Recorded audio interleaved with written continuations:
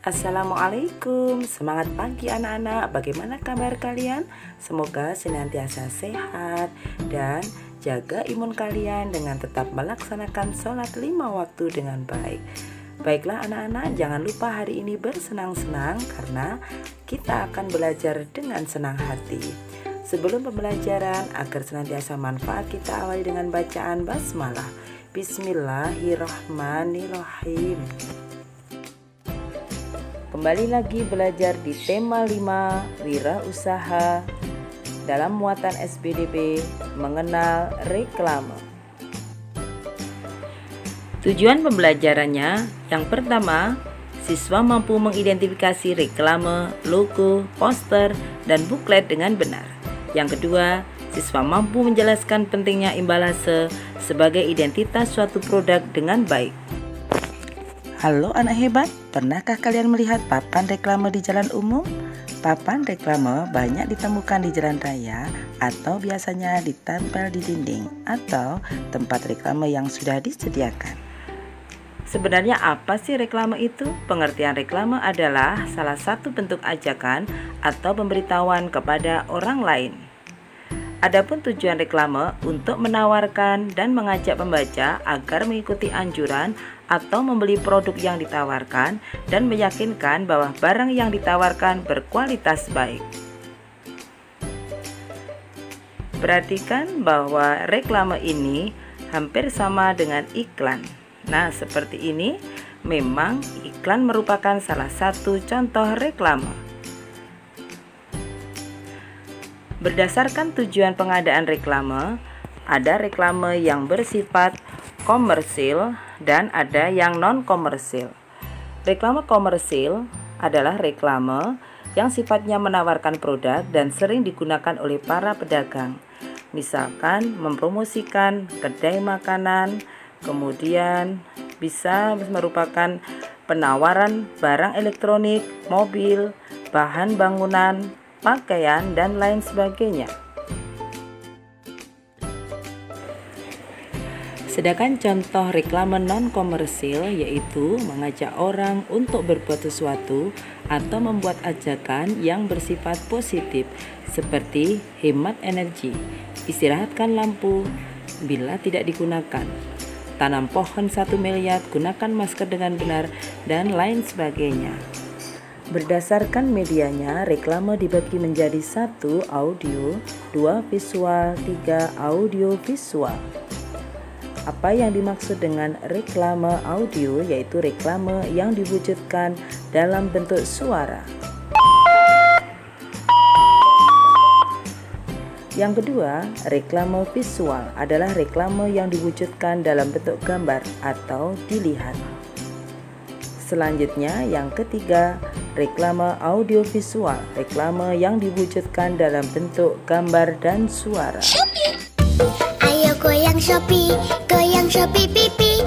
Belanja di Shopee, semua happy pipi. Ayo goyang Shopee pipi. Belanja di Shopee, semua happy pipi.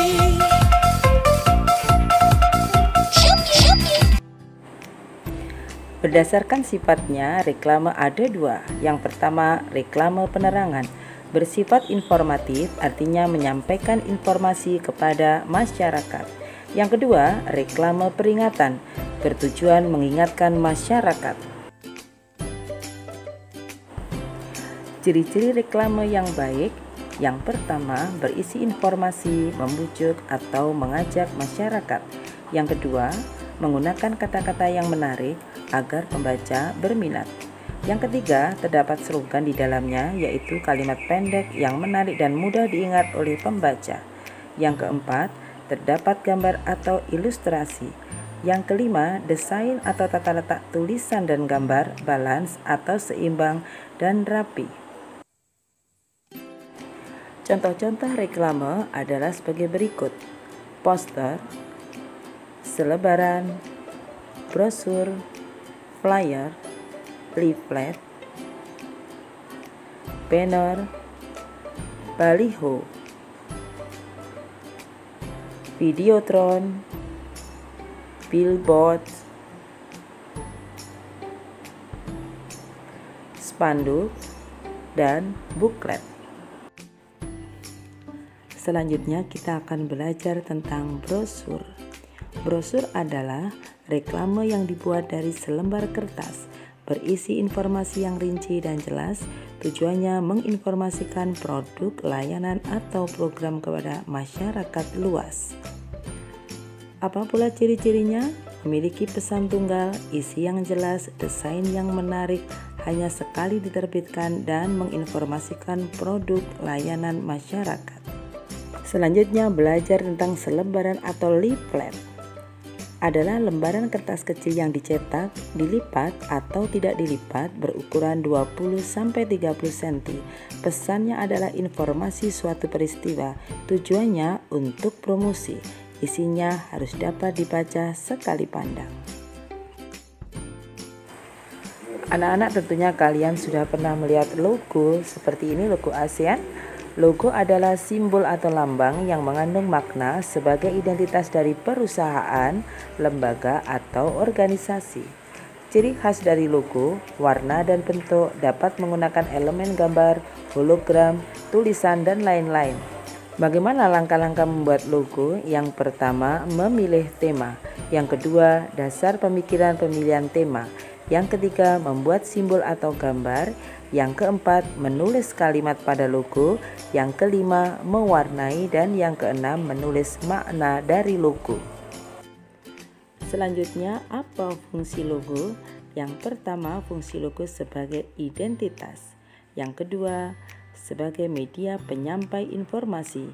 Yang ketiga, media persuasi. Dan yang keempat, sarana promosi atau presentasi. Selanjutnya belajar tentang poster. Apa itu poster? Media publikasi yang berisi tulisan dan gambar atau keduanya. Bertujuan untuk memberikan informasi kepada khalayak ramai. Dipasang di tempat strategis misalkan sekolah, kantor, swalayan, pasar, dan lain-lain. Sifatnya ajakan kepada masyarakat. Tetap semangat. Bagaimana langkah-langkah membuat poster? Yang satu, desain tulisan dan gambar di media kain yang berukuran besar, ditempel di dinding atau tempat umum yang strategis. Ada perpaduan warna kuat dan kontras, bahasanya singkat, jelas, tidak rancu, sehingga mudah untuk dipahami dan bisa dibaca secara sambil lalu. Anak-anak, selanjutnya jenis-jenis poster. 1. Poster niaga, poster kegiatan, poster pendidikan, poster layanan masyarakat, poster kampanye, poster komik, poster penelitian, dan lain-lain. Selanjutnya kita akan belajar tentang embalase atau kemasan produk. Jenis reklame yang ditempatkan langsung pada kemasan produk.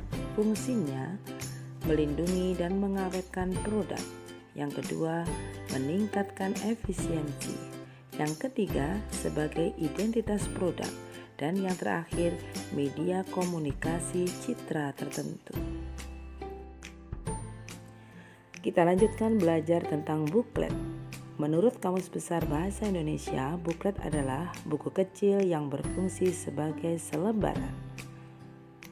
Sebagai media informasi dengan ukurannya yang kecil, memudahkan untuk dibawa kemana-mana. Dengan isinya yang menarik, maka buklet sangat disukai konsumen. Kemudian, bagaimana langkah-langkah membuat buklet? Yang pertama, siapkan kertas A4 sebanyak 2 atau 3 lembar. Kemudian yang kedua, melipat kertas tersebut menjadi 2 sama besar. Yang ketiga, menumpuk kertas yang sudah dilipat menjadi 1 sehingga membentuk seperti buku. Yang keempat, membuka gambar cover bagian depan. Yang kelima, menulis daftar isi. Dan yang terakhir, menggambar dan menulis isi setiap halaman. Untuk membuat buklet, anak-anak bisa memanfaatkan kalender duduk bekas. Silakan kalian membuat buklet, memanfaatkan barang-barang bekas di sekitar kalian. Tentunya kreativitas, kemauan, dan keuletan yang tinggi dibutuhkan sehingga kalian bisa membuat macam-macam reklame. Bagaimana hari ini belajarnya? Luar biasa semangat. Agar manfaat hari ini pelajarannya, kita akhiri dengan bacaan hamdalah bersama-sama. Alhamdulillahirabbil alamin. Assalamualaikum warahmatullahi wabarakatuh. Salam manjada wajada. Ayo lakukan 3M dalam keseharianmu.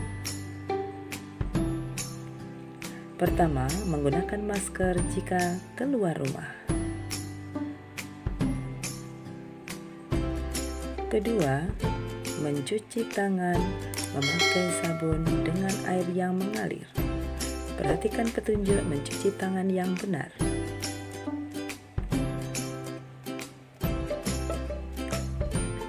Dan yang ketiga, menjaga jarak atau physical distancing.